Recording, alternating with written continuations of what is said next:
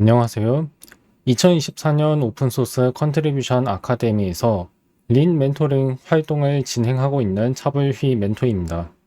오늘은 린포로 하는 정리증명 교재의 2장인 의존 유형론에 대해서 배워볼 거예요. 2장은 단순 유형론이라는 내용의 절부터 시작해서 유형 3개, 함수 추상화, 계산, 정의, 변수, 의존 유형을 설명합니다.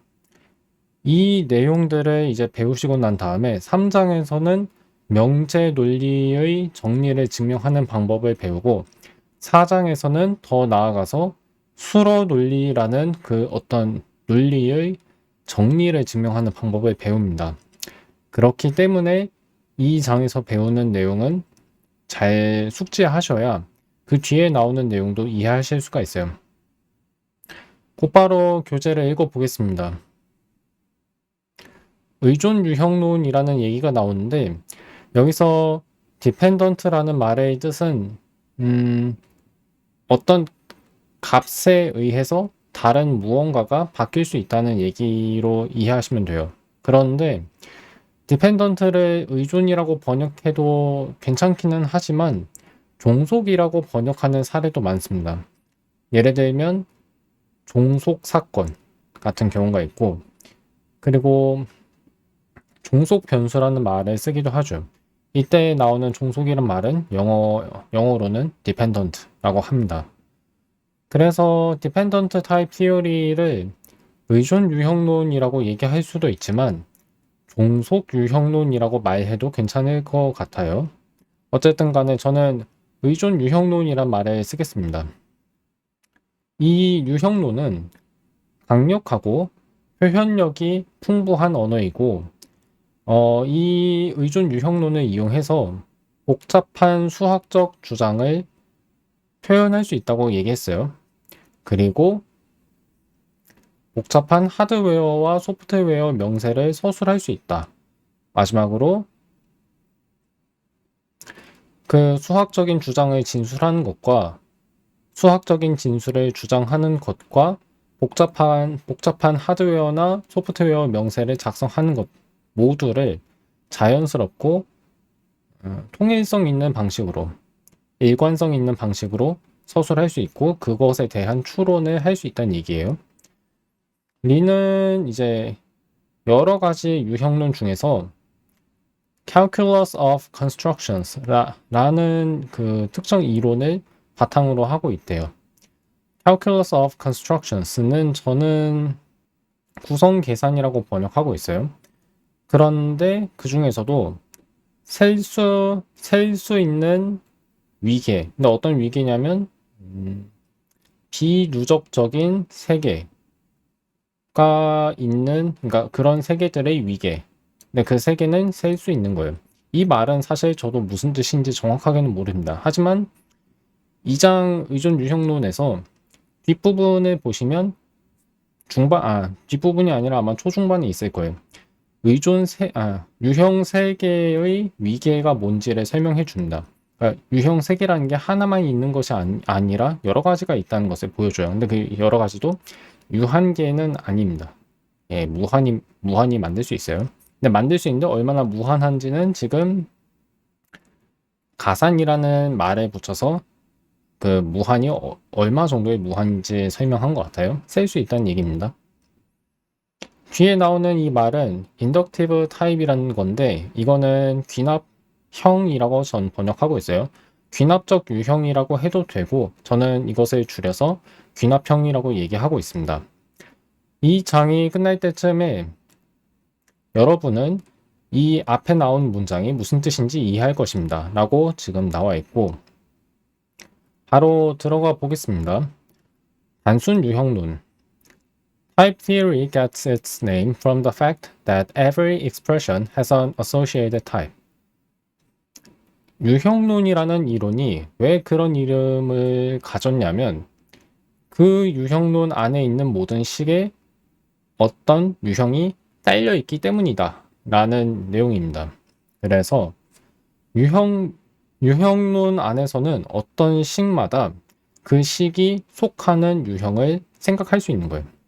예를 들어 x라는 변수가 자연수이면 x 더하기 0이라는 식의 유형은 자연수 유형인 거예요.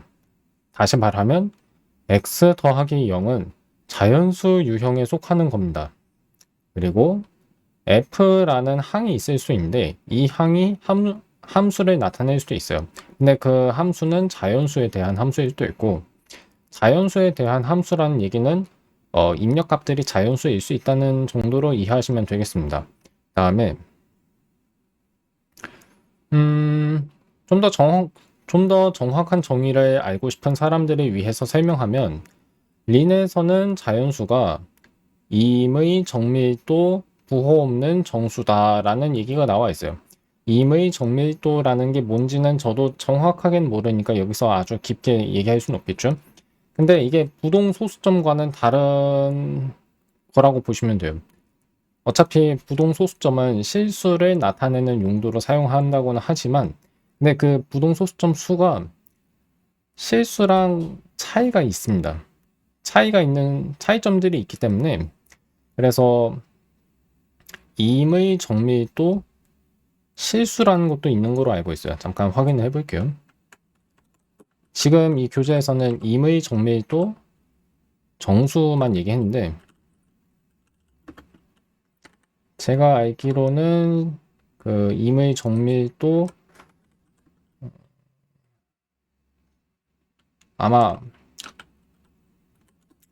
실수라는 말도 있지 않을까 싶은데, 잠시만요.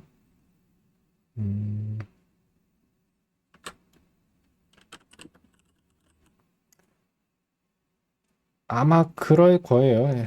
더 자세하게는 얘기를 하지 않을게요. 어쨌든 간에 린에서 사용하는 자연수는 임의 정밀도 자연수, 다시 얘기할게요. 임의 정밀도 부호 없는 정수이고, 그리고 임의 정밀도 실수라는 게 있는지 아닌지 지금 정확히 제가 모르지만 그걸 다룰 수도 있을 거예요. 다른 언어에서 만약 그게 있다면 말이죠. 그렇고, 예. 이 점 저도 자세히 모르니까 넘어갈게요. Here are some examples of how you can declare objects in Lean and check their types. 맨 처음에 나오는 핵심어, 키워드를 이제 설명드려야겠죠. def라는 말이 나와 있는데, def는 define 또는 definition의 줄임말이라고 보시면 돼요. definition의 줄임말이라고 보는 게 좋겠죠. definition은 정의입니다. 정의는 어떤 개념의 뜻을 밝히는 일이라고 생각하시면 돼요. 쉽게 얘기하면 뭔가가 어떤 게 뭔지를 설명해 주는 거예요. 그래서 m이라고 하는 새로운 자연수 상수를 선언하고 싶을 때 이것을 정의해야 하고, 그것의 그것의 정의가 뭔지를 보니까 1이라고 나와 있죠. 그러면 m은 1과 같은 자연수입니다. m이라는 항이 지금 자연수 유형에 속해 있다는 것은 m 쌍점 net이라고 써서 알 수 있는 거예요. 그래서 어떤 정의하려는 식의 이름을 먼저 지정해 준 다음에 쌍점을 쓰시면 그 식이 속한 유형을 지정할 수 있어요. 여기서는 net이라고 지정했죠. net은 자연수의 유형입니다. 그 다음에 쌍점과 등호를 붙인 기호가 나오는데, 이 기호는 저는 정의 등호라고 얘기하고 있어요. 어떤 식을 정의하는데 사용되는 등호이기 때문에 정의 등호라고 저는 부르고 있습니다. 어쨌든 m이라는 것을 1이라고 정의했으니까 m은 1과 같겠죠. 그렇게 보시면 되고, 뒤에 있는 것도 어렵지 않습니다. n이라고 하는 것을 0으로 정의했고, b1이랑 b2는 불이라는 유형에 속하는 것인데, 그러면 불값이죠. 불리언인데, b1은 true라고 나와 있고 b2는 false라고 나와 있어요. 하나는 참이고 하나는 거짓이에요. 그 다음에 여기까지가 def라는 핵심어를 사용하는 간단한 예였고, 그 다음에 보시면 해시 기호로 시작하는 체크 명령어가 나와 있습니다. 이 체크 명령어가 하는 역할은 어떤 식의 유형을 알려주는 거예요. 그래서 이것부터는 이제 제가 한번 텍스트 편집기 안에서 직접 그 린의 작동 화면을 보여드리겠습니다.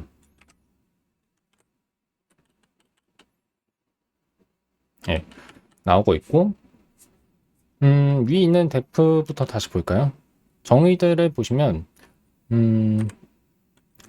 이렇게 M으로 이동하면 아래의 메시지 창에서 expected type이라는 말이 나와 있습니다.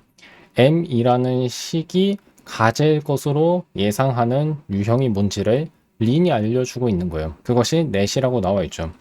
실제로 저는 M을 자연수 유형에 속하는 식으로 정의했으니까 린이 정확하게 설명했고, 그 다음에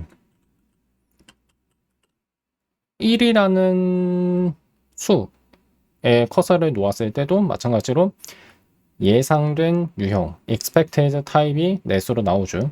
그렇고, 자, 이제 체크 명령어가 어떻게 쓰인지 한번 볼게요. 체크 명령어가 있는 줄로 커서를 옮기시면 체크 M의 경우에 아래와 같이 나옵니다. M의 유형은 net이다. 그러니까 M이라고 하는 식은 자연수 유형에 속한다고 린이 알려주는 거죠. 그래서 체크 명령은 언제 사용하냐면 어떤 식의 유형을 제가 확인하고 싶을 때예요. 예, 그때 이제 이걸 사용하시면 됩니다. 그렇고 단순한 어떤 상수 기호만 체크 명령어 뒤에 오는 게 아니라 조금 더 복잡한 식을 넣을 수도 있어요. n 더하기 0이라는 거는 지금 덧셈 식이잖아요. 이 덧셈 식이 어떤 유형에 속한지도 린이 알려줄 수 있다는 거죠. 아래 나온 메시지를 보시면 n 더하기 0은 자연수 유형에 속한다고 나와 있죠. 그 다음에 나온 것들은 간단하니까 불유형에 속하는 식만 좀 볼게요.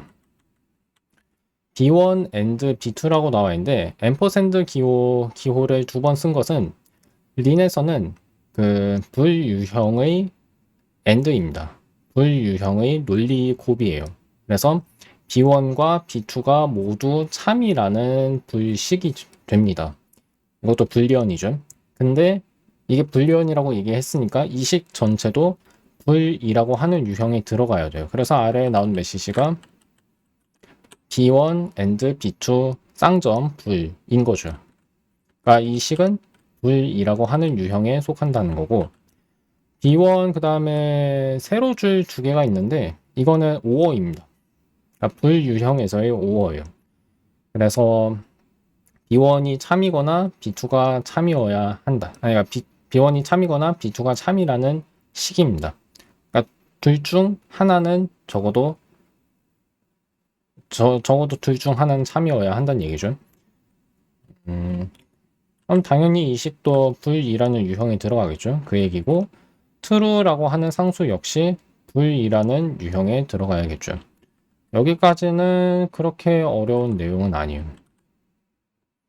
다음에 마지막 예들을 좀 보겠습니다. evaluate라는 말이 나와 있는데 evaluate는 평가하다라는 의미도 있고 계산하다라는 의미도 있어요. 여기서는 계산한다는 의미로 보시는 게 좋습니다. 평가라는 말은 어떤 것의 가치를 따지는 행위라고 볼 수 있거든요. 그래서 학생의 능력을 평가하다, 학업 성취도를 평가하다와 같은 말은 한국어에선 자연스러운데 5 곱하기 4를 평가하다라는 말은 좀 어색해요. 5 곱하기 4의 결과를 계산하다라고 말을 하는 건 자연스럽지만 그래서 저는 evaluate라는 동사도 그냥 계산하다로 번역하고 있습니다. 어쨌든 간에 hash eval이라는 명령어는 어떤 식의 값을 계산해주는 역할을 해요. 그래서 5 곱하기 4를 계산하시면 20이 나오고 m 더하기 1을 계산하시면 m이 아까 뭐였나요? 위쪽 보시면 m은 1이라고 정의되어 있죠? m은 1로 정의되어 있으니까 m 더하기 2는 3이겠죠? 그리고 B1, B2가 각각 true, false로 정의되어 있으니까 B1 and B2는 거짓이 나오겠죠. 왜냐하면 둘 다 참이어야 하는데 B2가 거짓이니까. 그래서 B1 and B2는 거짓이 나오죠.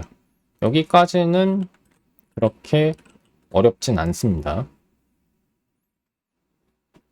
자, 그러면 다시 교재 내용을 읽어볼게요.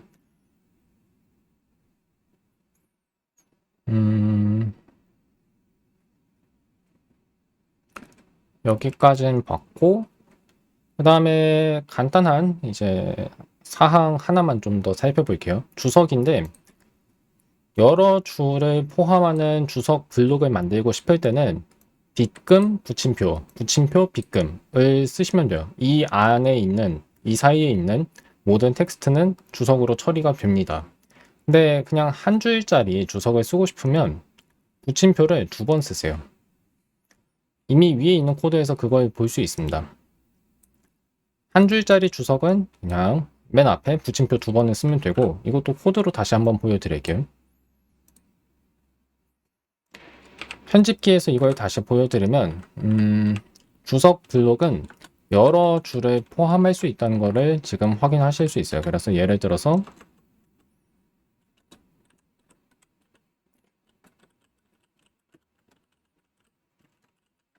이렇게 2줄짜리 주석 블록을 만들 수가 있죠. 그렇고 한 줄짜리 주석을 쓸 때에는 붙임표를 2번 쓰는 건데, 제가 쓰는 글꼴에서는 이 붙임표 2개가 하나인 것처럼 그러니까 하나인 것처럼 보이게 하는 기능이 있어요.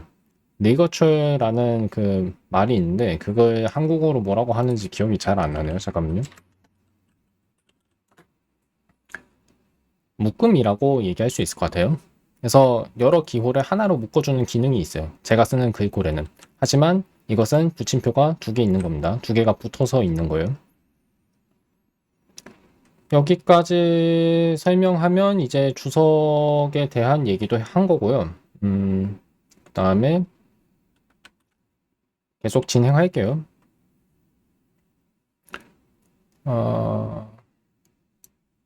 예, 이건 제가 아까 얘기한 거예요. 이 주석을 시작하는 붙임표 2개 뒤에 있는 말은 린이 무시한다는 거죠. 주석이 된다는 얘기고, 주석 블록은 nested. 저는 함유할 수 있다라고 번역하고 있습니다. 주석 블록은 함유될 수 있다. 그렇기 때문에 여러 코드 뭉치를 주석으로 처리하는 게 가능하고, 이거는 다른 프로그래밍 언어와 마찬가지이다. The def keyword declares new constant symbols into the working environment.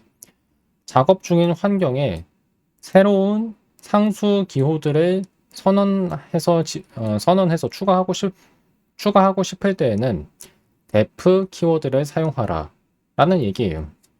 def는 아까 말씀드렸다시피 정의라는 뜻이고요. In the example above, 위에 나온 예에서 m은 1이라고 정의되어 있다. 이건 아까 했으니까 됐고, 그 다음에 체크 명령어 설명했고, 잠깐 이 얘기 볼게요. Auxiliary commands that query? 발음이 뭔지 잠깐 볼게요. query, 예.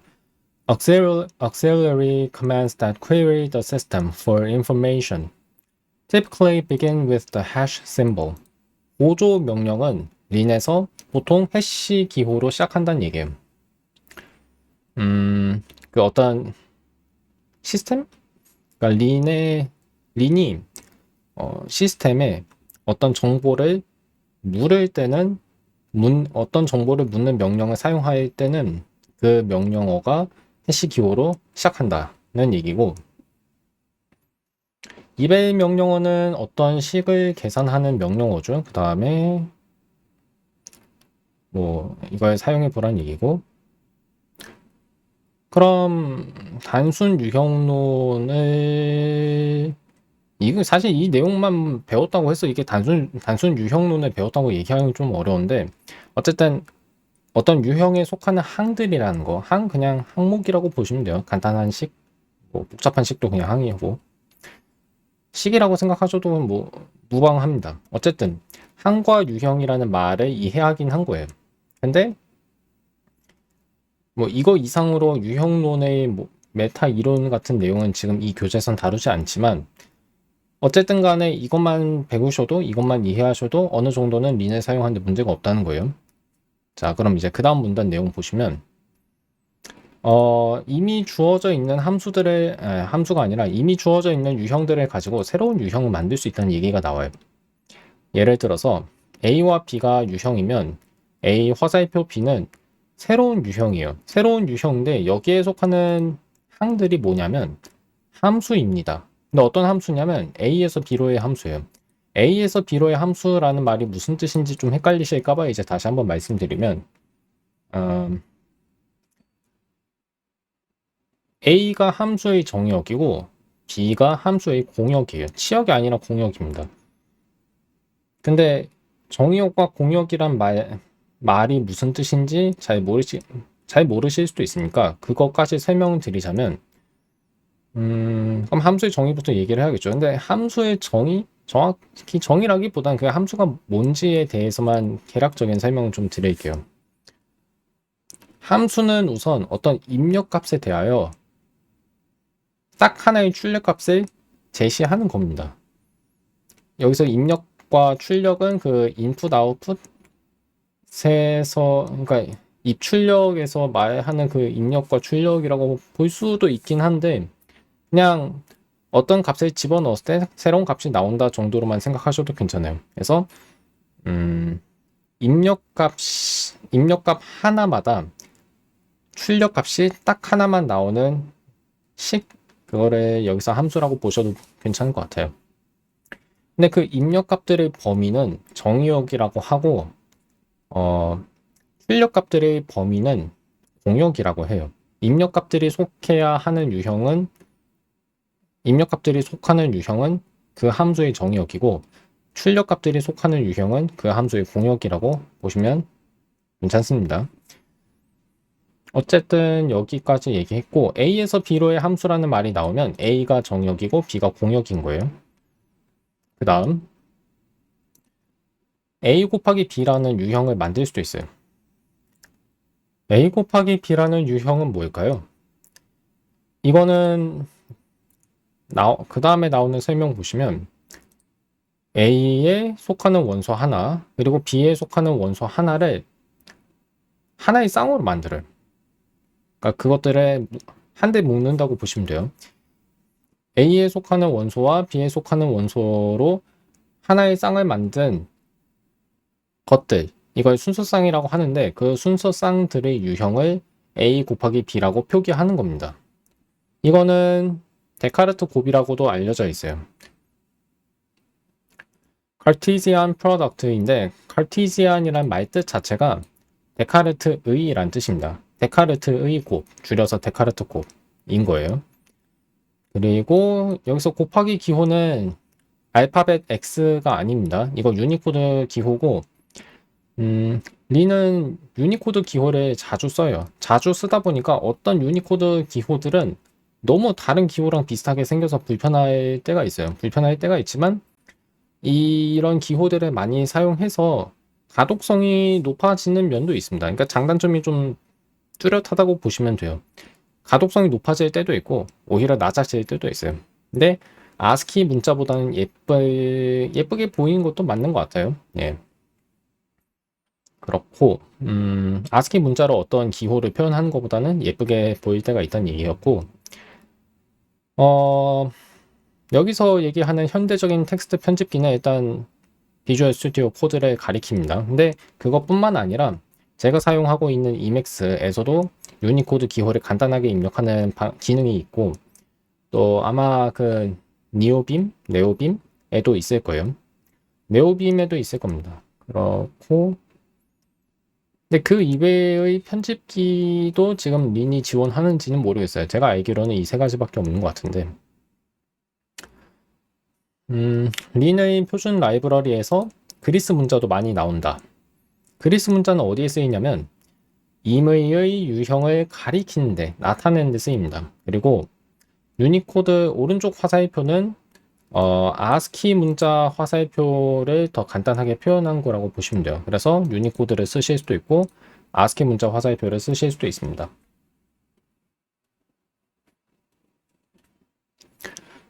근데 그 다음에 나온 주석을 잘 보시면 그 역비금 2라고 나와 있죠. 그래서 엿이 아니라 역비금 2, 역비금 R를 쓰시면 유니코드 오른쪽 화살표가 나옵니다. 그걸 쓰지 않고 붙임표랑 구등호를 써서 아스키 문자로 화살표를 표현하셔도 상관없고요. 넷 곱하기 넷은 프로드 넷이라고 말을 하는 거랑 똑같습니다. 즉 곱하기가 원래 이름은 린 안에서는 프로드인 거예요. 프로드는 프로덕트의 줄임말이죠. 프로덕트는 무슨 뜻이냐면 곱입니다. 곱. 곱하기는 타임스라고 하고요. 곱 자체는 프로덕트라고 합니다. 여기선 제품이라는 뜻이 아니에요. 그래서 곱은 어떻게 나타내냐면 역비금 타임스라고 써서 나타낸다고 나와 있죠. 그 다음에 이 식들, 이 함수 유형이 뭔지를 지금 체크 명령으로 확인하는 건데 이거는 이따가 제가 텍스트 편집기에서 한번 보여드리겠습니다. 넷석이라는 게 있는데요. 이게 뭐냐면 잠시만요.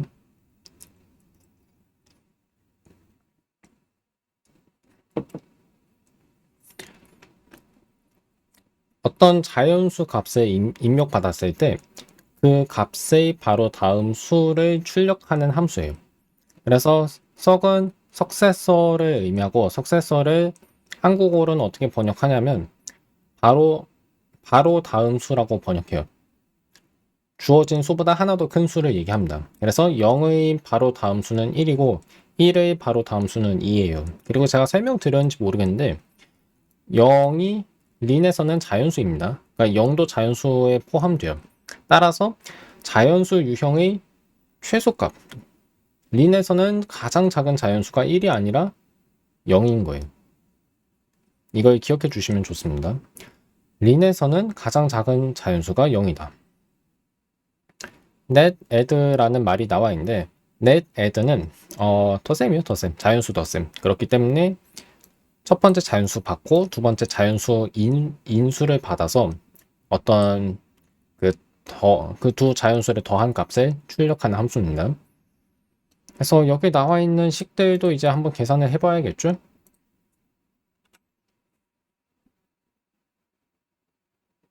그렇고 잠시만요.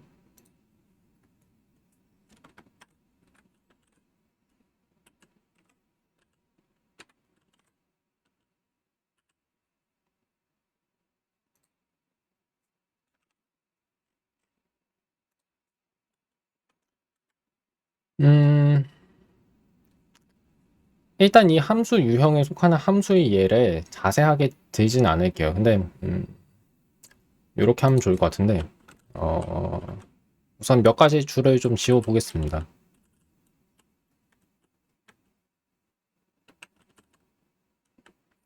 넷석이라는 것부터 볼까요? 이게 자연수 함수라고 얘기했어요. 그래서 입력값도 자연수이고 출력값도 자연수입니다.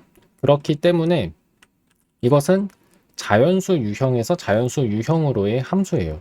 그래서 넷석이라는 함수는 그 유형이 아래 메시지 보시면 정보창 보시면 넷 화살표 넷이라고 나와 있죠. 함수 유형에 이 함수가 속하는 거예요.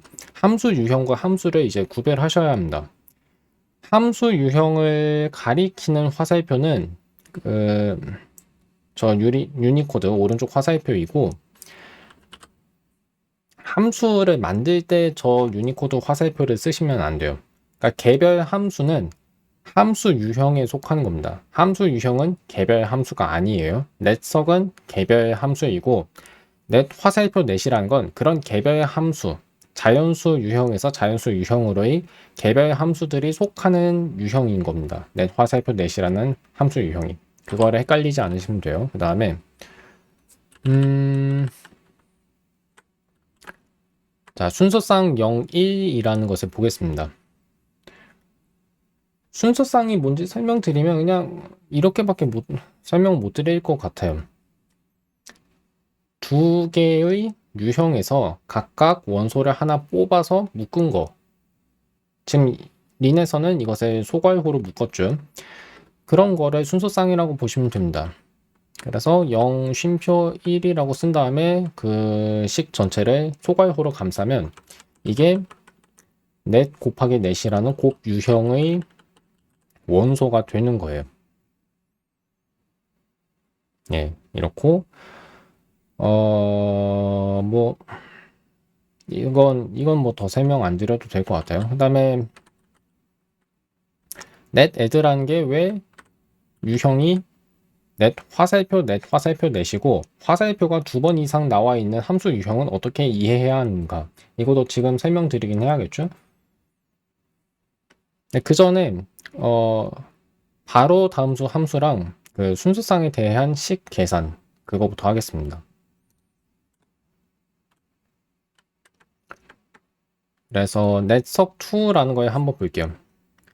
이거는 2의 바로 다음 수를 지금 여기서는 체크 명령어를 썼으니까 2의 바로 다음 수의 유형을 찾는 거죠.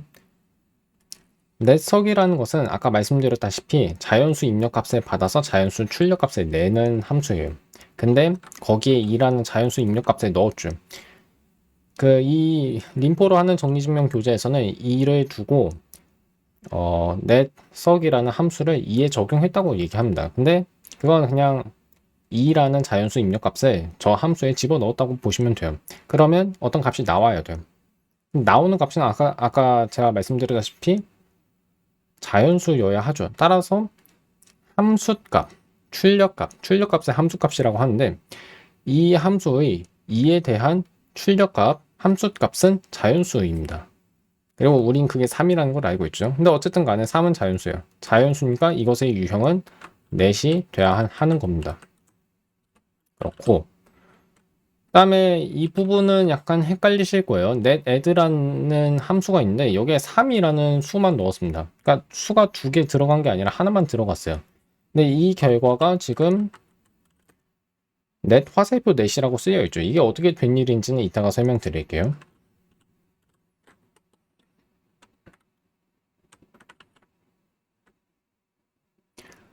자, 순서상 5, 9가 있습니다. 5와 9가 지금 순서상 안에 있는데 5, 9라는 것 자체는 그 유형이 뭔지 한번 지금 보여드리자면 체크 명령을 쓰고 순서상을 나타내는 소괄호 열고 5 쉼표 9 그다음에 괄호 닫기까지 이제 식을 써주시면 돼요. 그러면 이것의 유형이 넷 곱하기 넷이라는 것을 확인할 수 있습니다.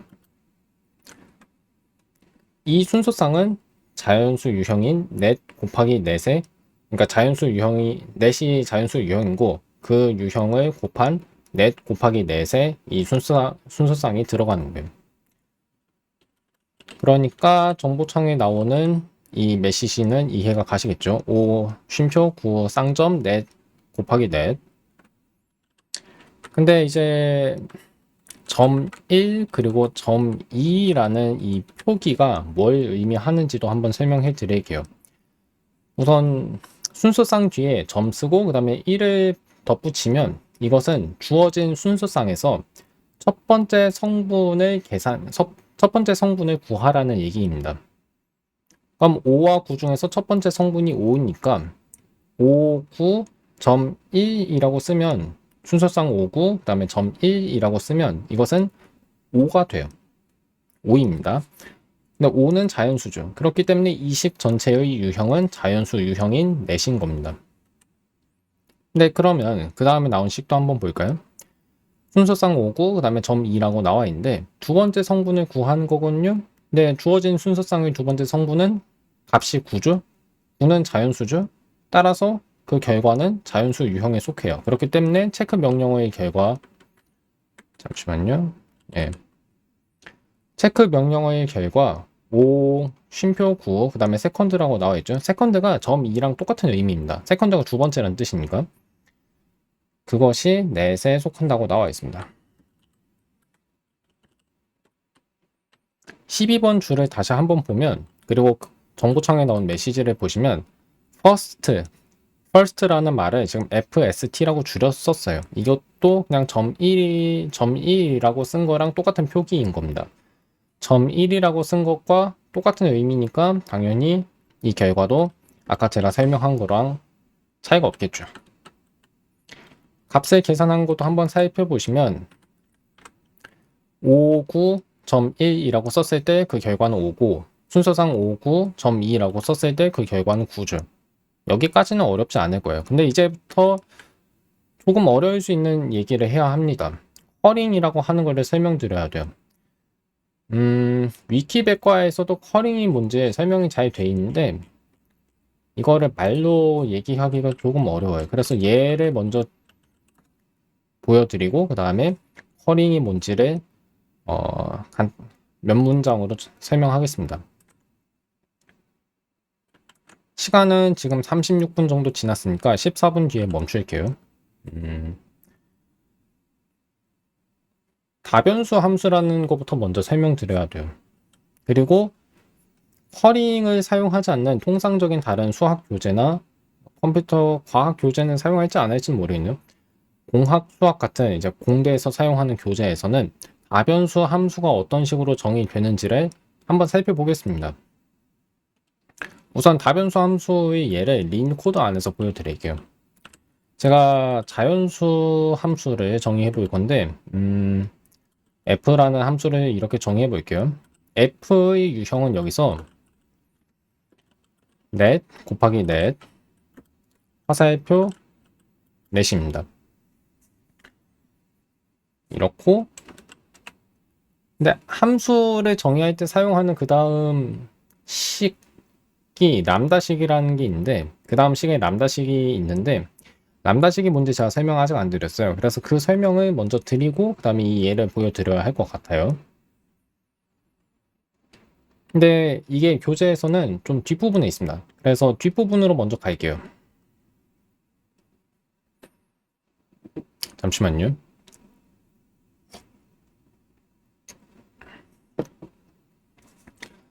지금 숨이 차서 잠깐 숨 좀 고르고 얘기하겠습니다. 함수 추상화랑 계산이란 게 있어요. 함수 추상화와 계산. 근데 함수 추상화란 말이 좀 되게 낯설 수 있지만 그게 의미하는 것 자체는 그렇게 어렵진 않아요. 그래서 이 코드를 한번 볼게요. 리는 fun, 여기서 fun은 펑션의 줄임말입니다. 또는 람다. 람다는 그리스 문자 람다예요.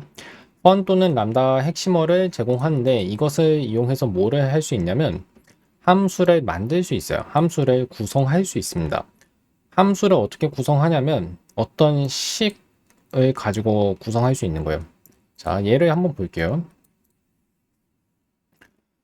fun 쓰시고 괄호 친 다음에 x 쌍점 넷이라고 쓰고 그 다음에 이번에는 한 줄짜리 화살표가 아니라 두 줄짜리 화살표가 나왔어요. 린에서는 이거를 사용합니다. 두 줄짜리 화살표가 나왔고 x 더하기 5라는 식이 나왔죠. 그러니까 지금 이게 뭘 하는 건지 설명드릴게요. 이거는 식을 가지고 어떤 함수를 만드는 거죠. 그 함수의 이름을 따로 지정하지 않고도 그 함수를 정확하게 나타낼 수 있기 때문에 이런 식을 가지고 익명 함수라고도 합니다. Anonymous function. 익명 함수라고도 얘기해요. 람다식이라고도 얘기할 수 있고 그래서 뭐 아래 보시면 람다 함수라는 말이 나오죠. 람다라는 기호를 시작을 하니까 람다 함수라고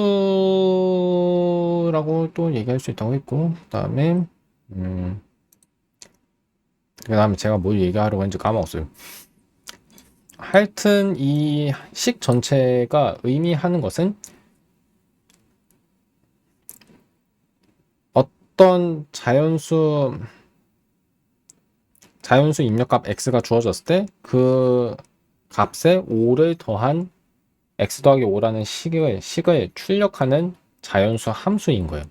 이게 저 함수 추상화가 나타내는 함수이고 이 함수는 당연히 그 유형이 넷 화살표 넷이겠죠. 왜냐하면 정의역도 넷이고 공역도 넷이니까. 근데 여기서 이 괄호는 생략해도 됩니다. 생략해도 되고 괄호만 생략할 게 아니라 x가 속한 유형의 정보를 생략해도 돼요. 근데 이게 항상 되진 않고 될 때가 있고 안 될 때가 있습니다. 그거는 린이 추측을 주어진 맥락 안에서 할 수 있는지 없는지에 따라서 달라져요. 예.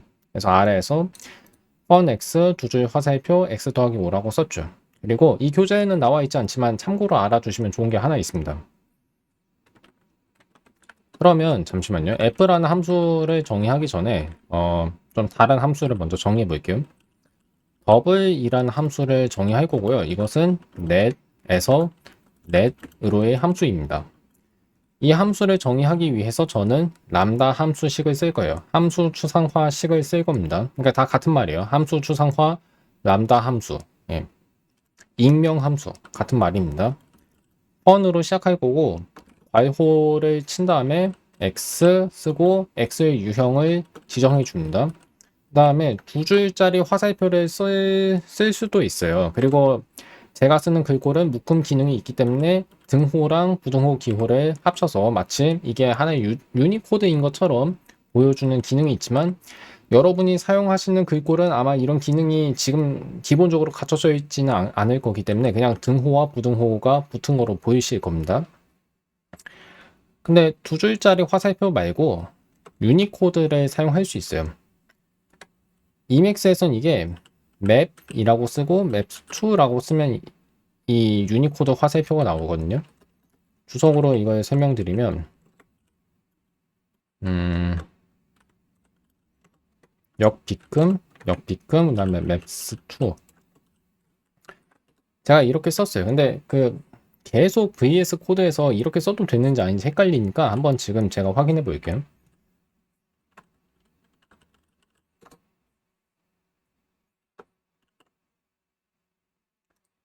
VS 코드를 제 두 번째 모니터에서 한번 켜봤는데 잠깐 여는 중이에요. 예, 지금 화면 공유하는 모니터로 옮겼고 여기서 코드를 좀 삭제하겠습니다.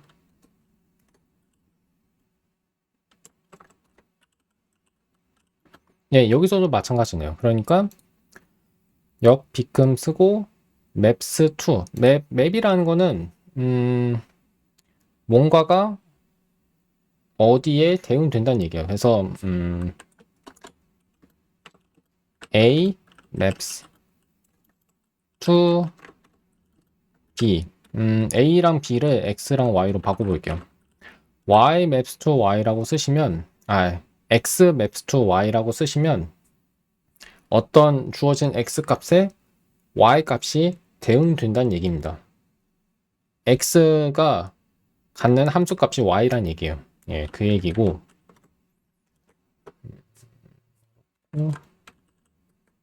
어쨌든 이런 유니코드 기호를 쓸 수 있다는 거 아시면 좋습니다. 두 줄짜리 화살표 대신에 왼쪽에 세로 줄이 있는 저 오른쪽 화살표를 사용하는 것도 가능하다는 얘기예요.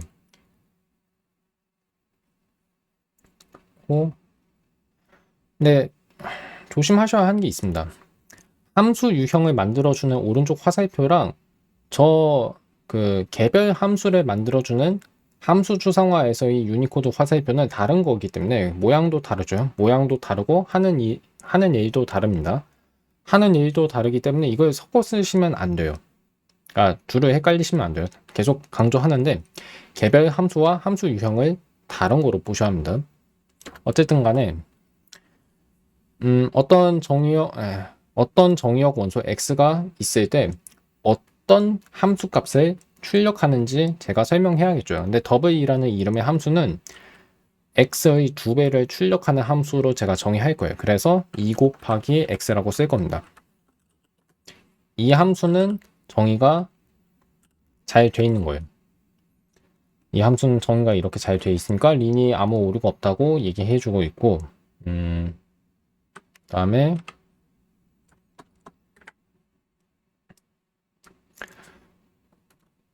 여기까지는 이제 함수 추상화의 예였습니다. 뭐 설명해야 할 게 더 있을까요? 예. 교재에 있는 내용 한번 볼게요. 펀 대신에 람다 써도 상관없어요.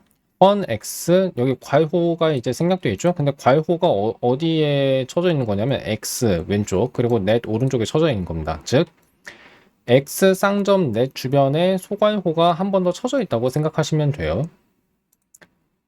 하여튼 간에 이 람다 함수 뒤에 어떤 자연수 값을 집어넣은 게 지금 주어진 식입니다. 그렇게 할 수 있어요. 위에도 그런 문장이 나와 있죠. You can evaluate a lambda function by passing the required parameters.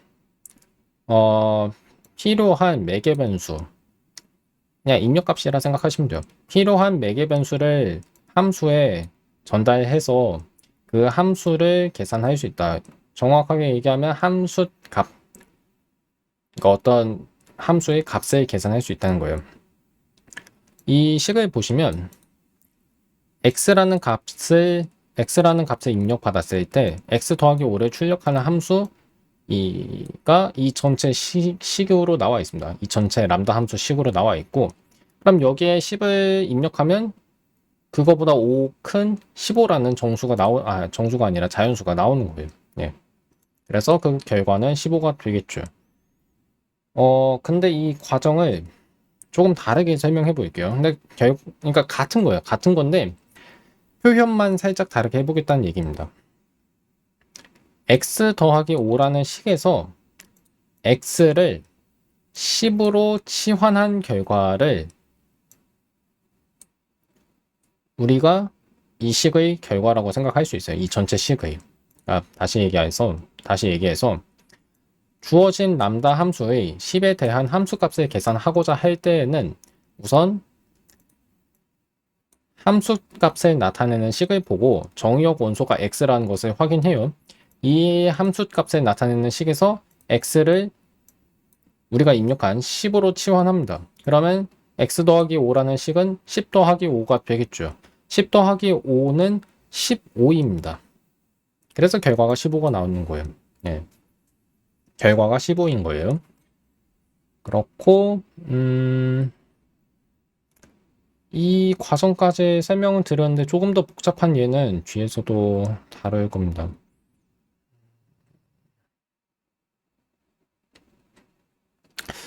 이 저를 그냥 바로 설명할지 말지 약간 고민되네요. 그러면 다음 문단 한번 읽어볼게요. Creating a function from another expression is a process known as lambda abstraction. 발음이 잘 안 되네요. is known as lambda abstraction. 람다 추상화, 함수 추상화, 람다 추상화 다 똑같은 얘기예요. 그래서 어떤 식을 가지고 함수를 만드는 일을 람다 추상화라고 한다. 함수 추상화라고 한다. 라는 얘기입니다. Suppose you have the variable x of alpha and you can construct an expression t of beta. Then the expression fun x of alpha right arrow t or equivalently 그 다음에 람다식이 있고 is an object of type alpha to beta 라고 나와 있는데 이게 뭔 얘기냐면 x가 알파의 원소이고 그 다음에 t라는 식이 베타의 원소인데 t라는 식에는 x라는 변수가 나타날 수도 있고 안 나타날 수도 있는 거예요. 어쨌든 그런 거고 이 함수 추상화식 fun x 두줄 화살표 t라는 이 함수 추상화식에서 또는 람다식에서 그냥 그 식 전체는 알파에서 베타로의 함수란 얘기입니다. 그렇기 때문에 이 함수식의 유형은 알파 화살표 베타인 거죠. 아까 제가 말씀드렸죠. 알파 화살표 베타라는 함수 유형은 정의역이 알파고 공역이 베타인 함수들이 속하는 유형이에요. 개별 함수들이 속하는 유형입니다. 그렇고 think of this as the function from alpha to beta which maps any value x to the value t. 그러니까 어떤 x 값에 대해서든 그 x별로 x마다 t라는 그리고 t는 x라는 변수를 포함할 수 있다고 얘기했어요. t라는 값을 대응시키는 알파에서 베타로의 함수 라고 이 람다 함수식이나 함수 추상화식을 생각하시면 되는 거예요. 여기까지만 얘기하고 잠시 쉬었다가 이어서 진행하겠습니다. 녹화는 지금 여기서 마칠 건데 저 잠깐 쉬었다가 이어서 녹화를 할 거예요.